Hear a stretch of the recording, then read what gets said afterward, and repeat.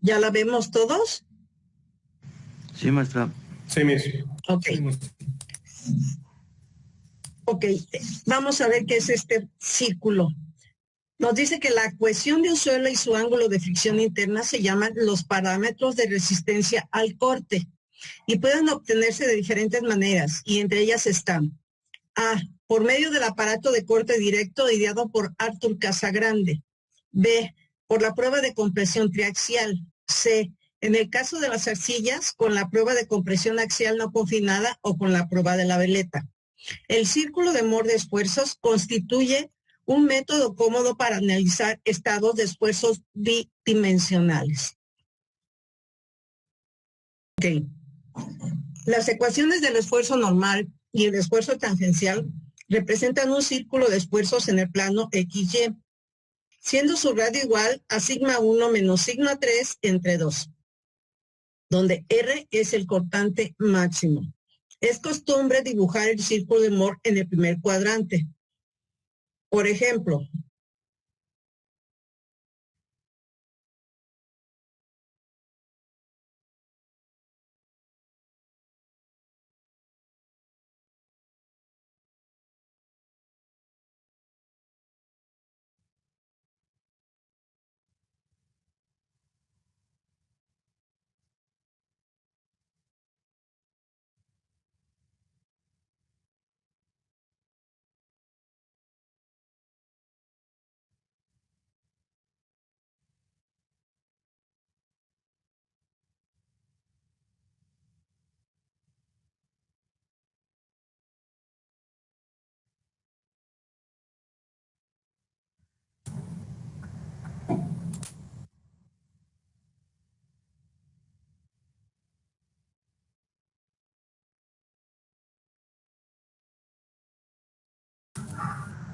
Listo.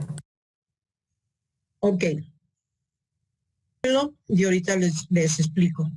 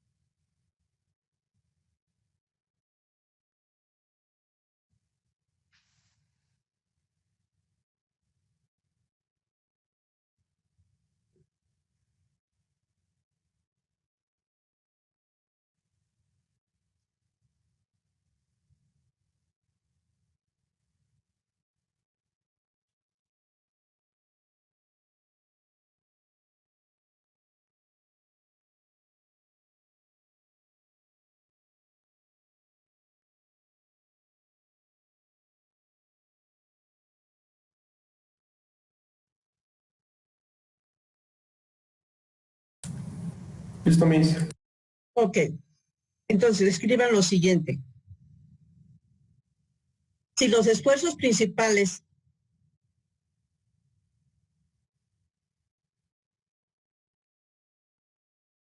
sigma 1 igual a sigma h,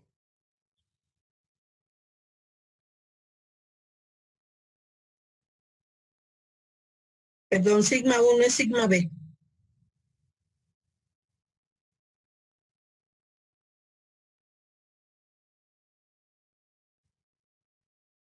y sigma 3 igual a sigma h,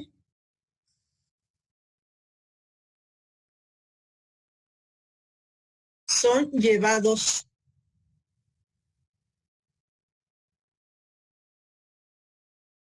a un eje de coordenadas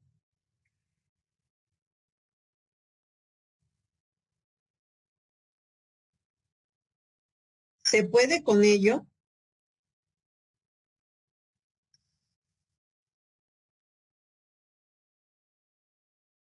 representar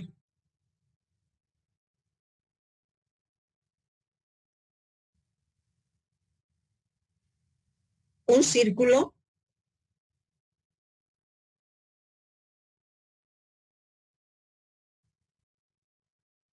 llamado círculo de Moore.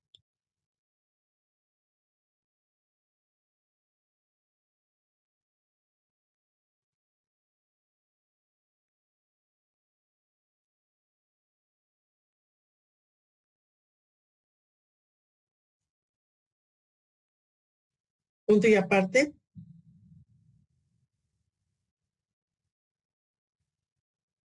Si lo mismo se hace con varios especímenes,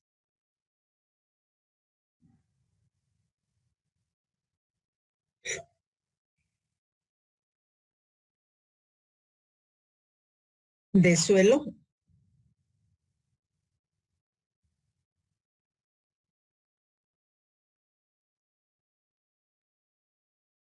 aumentando cada vez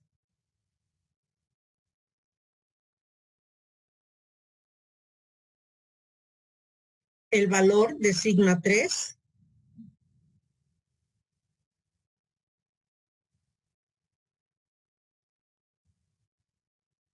se podrá construir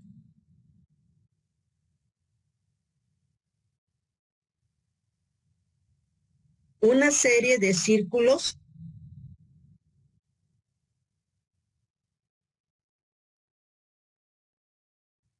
y trazar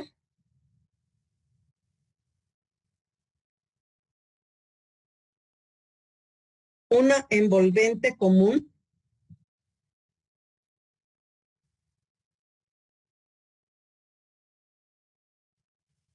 que se llama curva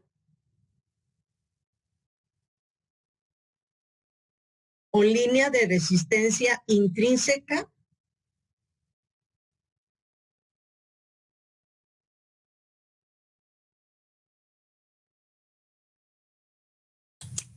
del material. Maestra, ¿me lo puede repetir? ¿Desde dónde? Desde una curva. Ok, o línea de resistencia intrínseca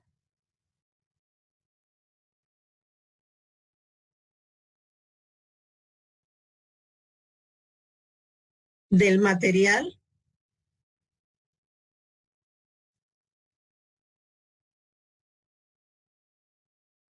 o simplemente línea de falla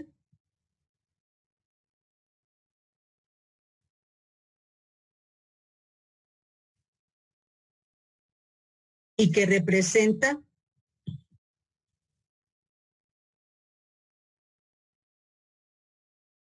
la ecuación de Coulomb.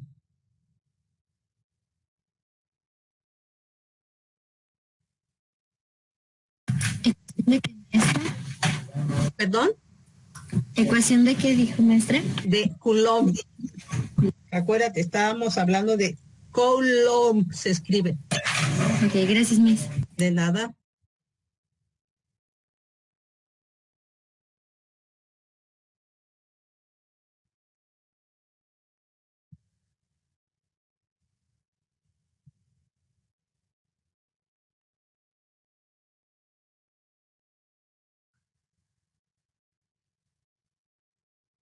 Sí, entonces, aquí estamos. Dice, yo tengo un eje coordenada en el que el eje vertical va a ser tau y el eje horizontal es sigma n. Luego tengo el radio, que va a ser igual a sigma B, que es sigma 1, menos sigma 3, que es donde empieza el círculo, y entonces obtengo un diámetro. Entonces, ese diámetro yo ya puedo trazar el círculo. Yo tengo aquí puntos importantes. Primero, mis puntos importantes son esta lectura que va en donde la línea corta a tau hacia el origen es la cohesión. El ángulo que forma la línea con la horizontal es el ángulo de fricción. Entonces, quiere decir que mis parámetros del suelo, C y Φ, yo los puedo obtener fácilmente dibujando el círculo de Mohr. Ahora, yo tengo otro punto importante, el punto Q, que se llama polo. Este punto Q es donde la línea de falla, que es esta, que se llama ley de Coulomb, toca al círculo, es tangencial en este punto, entonces ese punto es el polo. Si yo tuviera varios círculos, yo hago pasar la línea donde toque todos los círculos y esa es mi línea de falla. Y puedo medir C y Φ.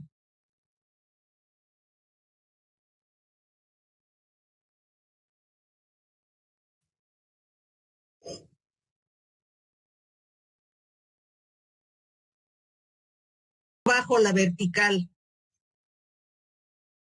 hasta tocar el eje del sigma, yo encuentro tau. Y si yo mido del origen al horizontal, yo obtengo sigma n.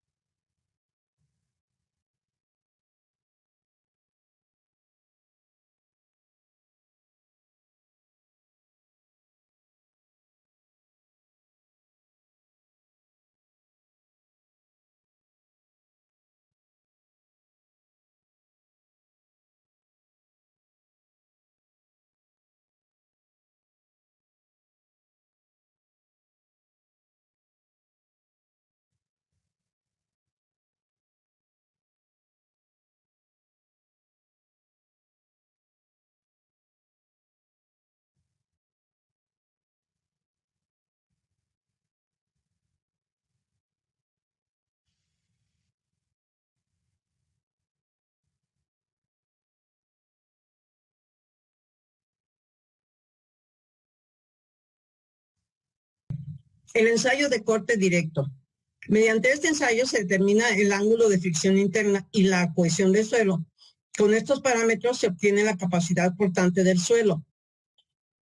Para el ensayo se necesitan 3 muestras inalteradas con el muestreador rectangular de 10 centímetros de lado y 4 centímetros de altura.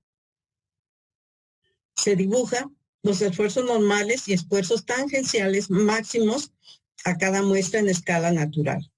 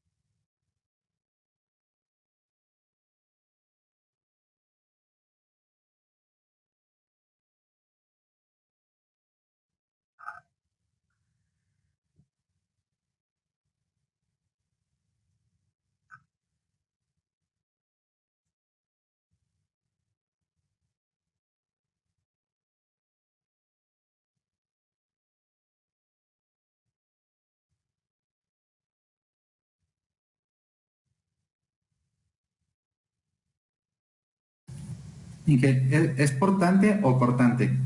¿Es que, perdón? Donde dice se obtiene la capacidad portante, ¿o es cortante o...? Es portante. Ok, de acuerdo.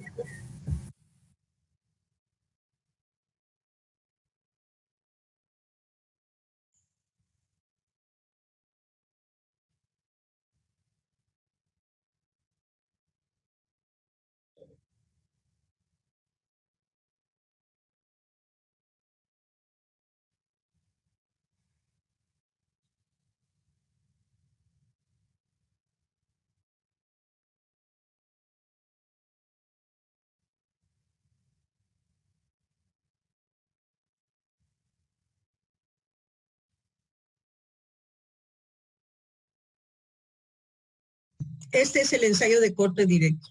Tenemos un esfuerzo normal y tenemos un esfuerzo de corte. La muestra y el plano de corte. Esto es un croquisito, pero realmente esta es la máquina. Entonces, aquí tenemos la muestra. Aquí yo aplico el esfuerzo. Hay un micrómetro. ¿Sí? Hay otro micrómetro acá. Mido el esfuerzo cortante. Y ya con esto yo ya puedo sacar phi, puedo sacar C.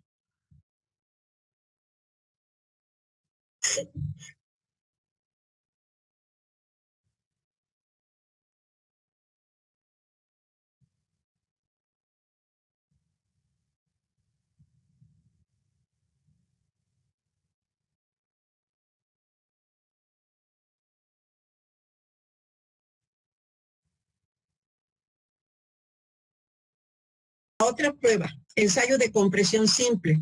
Se utiliza en suelos arcillosos. Este ensayo permite obtener en forma cuantitativa valores de la resistencia a la compresión Q y por ende la resistencia al esfuerzo cortante. La muestra debe ser inalterada de 4 centímetros de diámetro y 6 centímetros de longitud. Se debe determinar la densidad natural y el contenido de humedad de la muestra.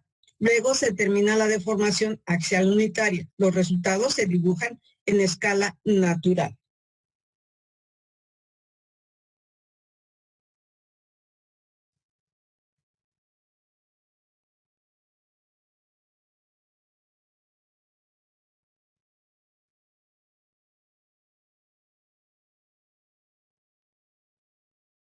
Ok, este es el esquema del ensayo a compresión simple.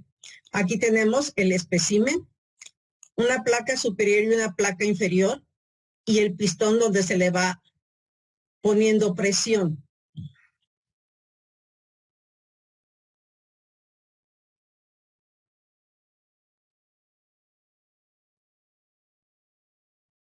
Entonces, se va haciendo la gráfica de esfuerzo cortante contra deformación para poder tener el valor de la deformación.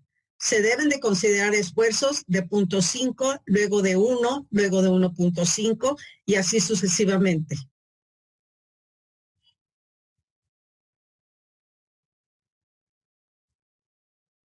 Entonces, para yo encontrar phi y C, pues yo grafico los datos de esfuerzo normal contra esfuerzo cortante. Voy poniendo mis puntos, hago mi línea y mido en la intersección del eje vertical la cohesión al origen y en el eje horizontal yo mido mi ángulo de la línea de falla a la horizontal.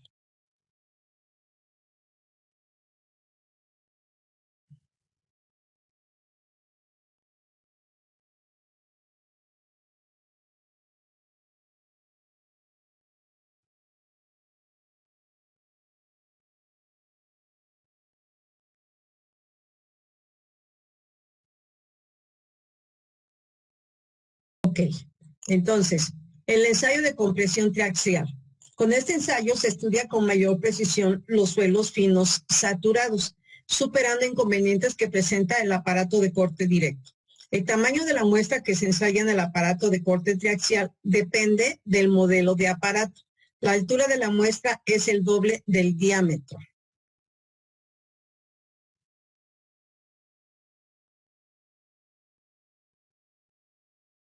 Entonces, el aparato de corte triaxial permite aplicar primero unas tensiones horizontales cilíndricas T3, dando presión al agua de la célula. Luego se aplica una tensión vertical T1, de la manera que al alcanzar la rotura se obtiene un estado de tensiones tridimensional, que podemos representar en un círculo de Mohr. Este ensayo triaxial permite determinar las presiones intersticiales y las presiones efectivas, las cuales son las que en definitiva regulan la resistencia del suelo.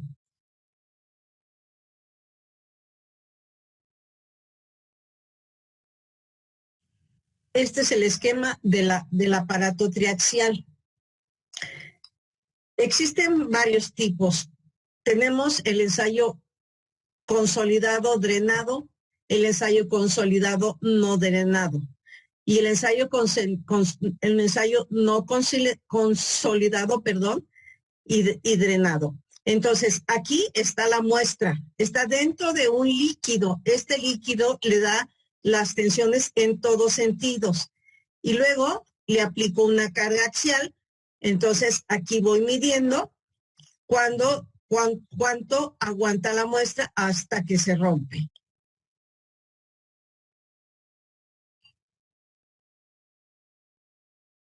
Tenemos un fenómeno muy importante, se llama fenómeno de licuación de los suelos. Es importante saber que los únicos materiales térreos que presentan este fenómeno son los suelos granulares que tengan una distribución de partículas uniforme y con cierta cantidad o contenido de materiales finos. Las condiciones para que se produzca este fenómeno son las siguientes: distribución granulométrica, baja densidad de los materiales, ubicación bajo el nivel freático y ser sometidos a la acción de fuerzas dinámicas como las fuerzas dinámicas de sismo.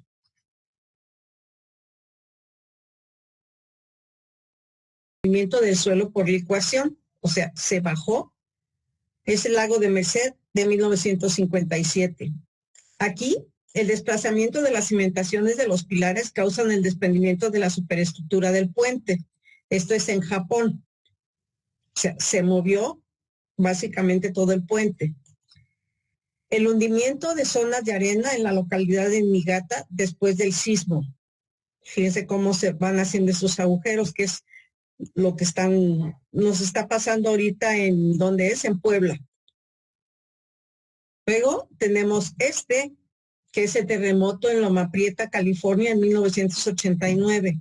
Fíjense cómo hizo este agujero aquí y provocó todo esto. El daño que causó la licuación de los suelos en las instalaciones de una línea de costa enterró en el área de la bahía tuberías y estructuras.